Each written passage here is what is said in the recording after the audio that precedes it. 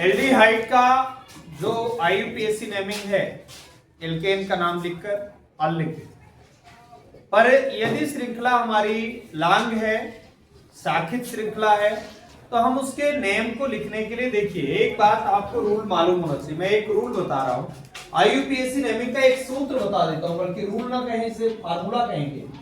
IUPAC name जब भी आपको लिखना हो, इस फार्मूले में आप चले जाइएगा, कभी गलत नहीं होगा। पहली बात तो आपके पास 2 डिग्री क्या होना चाहिए, प्रीफिक्स होना चाहिए। प्रीफिक्स की हिंदी बच्चों होती है क्या, पूर्व लग्न। हिंदी में भी बोल रहा हूं, इसको ध्यान देना। प्लस 1 डिग्री प्रीफिक्स आएगा बच्चों, और आपको लेना है रूट वर्ड। ये एप्लीकेशन दी थी प्राची? नहीं, मुझे एप्लीकेशन नहीं। आपसे पूछ रही मैं। हाँ, मैं बोर्ड में नोटिस करें पूरी तरह से। 1 डिग्री प्रीफिक्स प्लस क्या हो जाएगा, रूट वर्ड बच्चों, और उसके बाद आप जानते हैं इसी क्रम को आपको थोड़ा सा आगे बढ़ाना है। 1 डिग्री सफिक्स आता है, और उसके बाद प्लस होता है 2 डिग्री सफिक्स। बच्चों एक बात मैं आपको बता दूं, एक शार्ट इसका थोड़ा सा शार्ट में ट्रिक है इसकी, कि आप इतना याद कर लीजिए, 21 RW और 12।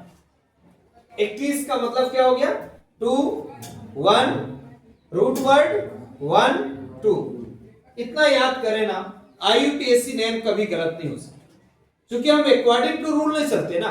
हम जिस चीज को, किसी भी क्वेश्चन को फार्मूला के अकॉर्डिंग करते हैं, उसकी ज्यादातर मैक्सिमम वैल्यूज जो हमको फाइंड आउट होंगी वो करेक्ट होंगी।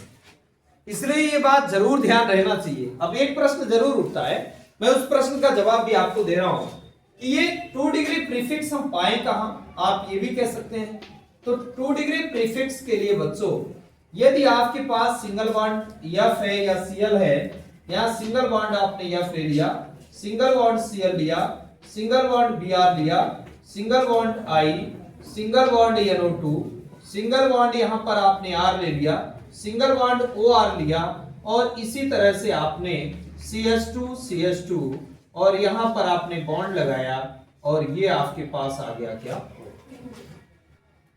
तो बच्चों इनके आप जानते हैं कि ये हमेशा अनुलग्न के रूप में तो ये लिखे नहीं जाते, ये जनरली क्या लिखे जाते हैं, F का मतलब क्या होता है, सभी को पता है, इसका मतलब होता है फ्लूरो। यदि आप Cl लिखे हैं तो इसका मतलब क्या होता है, क्लोरो। और यदि आपने Br लिखा है तो इसका मतलब क्या जानते हैं, ब्रोमो। यदि आपने I लिखा है तो इसका मतलब क्या होता है बच्चों, आयोडो। यदि सिंगल बॉन्ड NO2 है तो इसको आप लिखते हैं क्या, नाइट्रो। और यदि R है तो इसको क्या लिखते हैं आप बच्चों, एल्किल। अभी बताया तो थोड़ी देर पहले, ये परिचय आपका रहना चाहिए। ये आपका है एल्कोक्सी। एल्किल और ऑक्सी, ऑक्सी का मतलब वो है, एल्किल का मतलब R है, तो एल्कोक्सी हो गया। और ये एपॉक्सी है बच्चों, इसको थोड़ा सा ध्यान रखेंगे, एपॉक्सी ग्रुप होता है ये, इसको भी नोटिस करना। अब प्रश्न आता है कि आप ये कहेंगे सर 1 डिग्री प्रीफिक्स क्या है। देखिए किसी भी ऑर्गेनिक कंपाउंड के लिए मैं आपको ये चीज बता रहा हूं, कभी आपका गलत हो ही नहीं सकता है, यदि आप ये चीजें थोड़ी सी नोटिस कर लें। क्या है, IUPAC नेमिंग को रटा नहीं जा सकता बच्चों, यदि हम रटेंगे तो निश्चित गलत होना है। हमें according to formula, according to rules of या rules for IUPAC naming of organic compounds का फॉलो करना पड़ेगा। यदि हम 1 डिग्री में चले तो ये केवल अकेला है यार, द्वितीय टाइप का है, मतलब अभी जहां तक आपके सिलेबस में, बाकी आगे जो है तो ये फिर इसकी नंबर बढ़ जाती है, पर अभी आपके जितना सिलेबस में मैं उसके अकॉर्डिंग आपको बता रहा हूं। ये साइक्लो पूर्वलग्न यूज किया जाता है, और ये साइक्लो किसके लिए है मालूम है, जैसे मान लीजिए कि आपके पास ये 3 कार्बन वाली एक क्लोज्ड स्ट्रक्चर है, एक रिंग स्ट्रक्चर है, तो इसका नाम क्या लिखते हैं हम, साइक्लोप्रोपेन लिखते हैं बच्चों। ये आपने कक्षा 11 में पढ़ा है। यदि आपके पास 4 कार्बन वाली एक क्लोज्ड एक रिंग स्ट्रक्चर है, तो इसे आप फिर साइक्लो लगाते हैं, साइक्लिक स्ट्रक्चर। एलिसाइक्लिक कंपाउंड्स के लिए ये ध्यान रखना आपको, एलिसाइक्लिक, यानी ये साइक्लो और 4 कार्बन आपको मिल रहे होंगे, तो ये क्या हो गया, ब्यूटेन। 1 2 3 4 कार्बन एटम्स, यहां पर भी 1 2 3 कार्बन एटम्स, इसी तरह से यदि हम 5 कार्बन वाली श्रृंखला को बनाएं बच्चों, तो इसका नाम हो जाता है साइक्लो, और 5 वाले को बोलते हैं क्या, पेंटेन। तो ये पेंटेन हो जाता है। और जब हम 6 वाली स्ट्रक्चर बनाते हैं जो कि BHC में स्ट्रक्चर है, ये इसको ध्यान रखना, तो इसका नाम हो जाता है साइक्लोहेक्सेन। तो इस तरह से आप आराम से इजीली बात को समझ सकते हैं कि 1 डिग्री में साइक्लो यूज किया जाएगा, और कब किया जाएगा, जब श्रृंखला हमारे पास क्लोज्ड हो, यानी बंद स्ट्रक्चर हो, तभी इसका प्रयोग करना है, अदरवाइज इसका प्रयोग नहीं करना है। बात क्लियर हुई? अब हम आए कि रूट वर्ड कौन है भाई, इनसे भी परिचय करा दें, वैसे बहुत दिन से इनसे परिचय है आपका। तो रूट वर्ड में आपको पता है, यदि C1 लिखा है तो बच्चों क्या होगा, मेथ होगा। यदि C2 लिखा है तो क्या होगा, एथ होगा। यदि C3 लिखा है बच्चों तो क्या होगा, प्रोफ होगा। C4 लिखा है तो क्या होगा, ब्यूट होगा। C5 लिखा है तो क्या होगा, पेंट होगा। और यदि C6 लिखा है तो क्या होगा, हेक्स होगा। C7 है तो क्या होगा, हेक्ट होगा। और C8 है बच्चों तो आर्क होगा। और यदि मान लीजिए कि C9 आ जाए तो नोन होगा, और C10 हो जाए तो डेक होगा। और इस तरह से वर्ड रूट हो जाते हैं। कोई दिक्कत आपको? अब नेक्स्ट उसमें चलते हैं।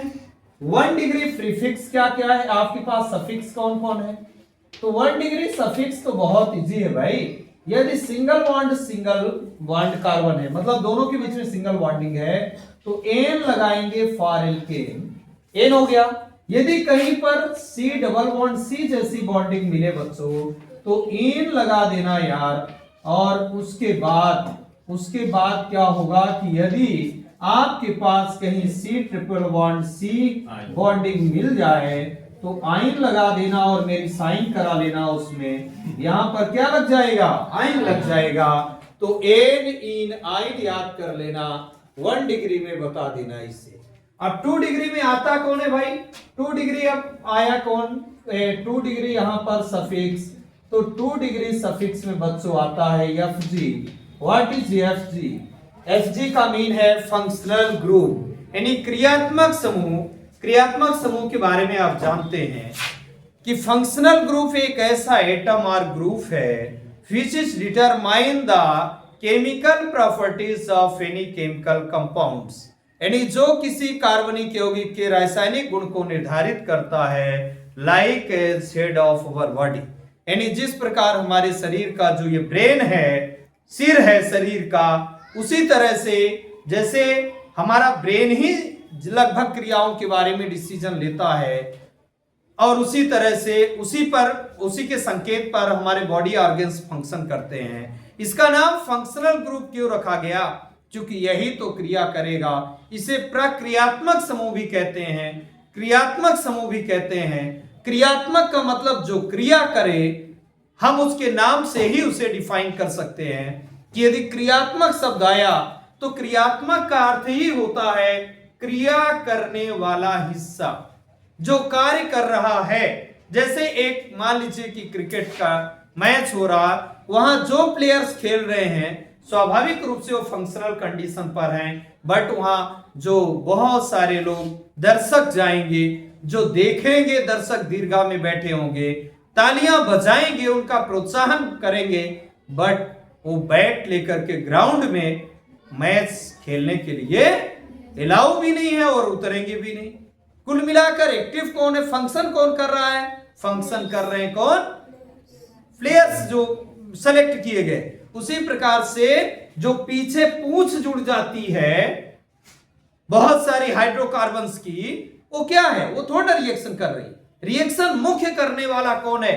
जो उस ऑर्गेनिक कंपाउंड के केमिकल प्रॉपर्टीज को डिटरमाइन कर रहा, वो है कौन? Functional group. चूंकि उसका नाम ही क्रियात्मक समूह है, क्रिया करने वाला समूह ही क्रियात्मक समूह कहलाएगा। बाकी सब दर्शक बच्चों FG, इसमें जैसे सिंगल बॉन्ड OH हो सकता है, सिंगल बॉन्ड CHO हो सकता है, double bond C double bond O हो सकता है, single bond C double OH हो सकता है, सिंगल बॉन्ड SO3H हो सकता है। मैं इसमें प्रायोरिटी ऑर्डर नहीं लिख रहा हूं, वरीयता का क्रम नहीं लिख रहा हूं, मैं फंक्शनल ग्रुप के बारे में लिख रहा हूं, ऐसा आपको मान के चलना है। इसमें सिंगल बॉन्ड COOR है, एस्टर है, सिंगल बॉन्ड CONH2 है तो अम्ल एमाइड है, सिंगल बॉन्ड COX है तो अम्ल हैलाइड है, सिंगल बॉन्ड SH है तो थायोईथर है, थायो alcohol, single bond S single bond है तो ये थायोथेर है, single bond O single bond है तो ये क्या है, ईथर है। इस तरह से बहुत सारे आपके इसमें फंक्शनल ग्रुप हैं। तो कुल मिलाकर ये आए तो फिर आपको ध्यान रखना है कि 2 डिग्री लिखना है यार। जैसे अभी हम लोग कहां चल रहे हैं, अभी हम लोग का टॉपिक चलेगा CHO में, फिर आफ्टर सम टाइम हम चलेंगे किसमें, double bond C double bond O ketone में। फिर हम देखो, इनको मैंने इसीलिए लिख दिया है, ये तीनों महोदय एक ही जगह हैं, हम जैसा पढ़ाए हैं पढ़ाएंगे अभी आपको, उसी क्रम में हमने यहाँ लिख दिया है। इनकी प्रायोरिटी का जो ऑर्डर था उस ऑर्डर में मैंने नहीं लिखा। CHO double bond C double bond O अर्थात कीटोन, कार्बोक्सिलिक एसिड, ये तीनों हमारे इस लेसन के टॉपिक भी हैं और इनको ध्यान रखना है। अर्थात क्रियात्मक समूह कोई भी हो बच्चों, उसे always we should write suffix form, यानी उसे हमें अनुलग्न के रूप में ही लिखना है। और ये मिलेंगे महोदय, यानी fluoro chloro bromo iodo nitro alkyl और एल्कोक्सी, तो इन्हें हमें किसके रूप में लिखना है, किस फॉर्म में लिखना है, 2 डिग्री प्रीफिक्स फॉर्म में लिखना है। अर्थात आप कभी भी IUPAC नेमिंग पढ़ें 21 RW 12 नंबर याद रखें। जैसे आप गाड़ी का नंबर अपनी याद कर लेते हैं, ऐसे एक ही नंबर बोल रहा हूं, वैसे आप बहुत सारी गाड़ियों का नंबर याद कर सकते हैं। तो आप एक छोटी सी गाड़ी जो आपकी नैया को केमिस्ट्री में पार कराएगी, इस गाड़ी के नंबर को जरूर याद रखिएगा, 21 RW 12 नंबर याद रहे आपको, ठीक है ना। 12वीं क्लास में भी हैं, लास्ट में देख लीजिए 12 आ भी रहा है और 21 का उल्टा 12 हो भी जाता है, इसलिए ध्यान रखना है कि पहले 21 रहेगा और लास्ट में 21 का उल्टा आएगा। 12वीं क्लास में है और ये 12 लिखा हुआ है, आपका क्लास का नाम भी अंकित है इसमें, इसलिए उम्मीद करता हूं कि ये आपके समझ में आया होगा और इसे आप याद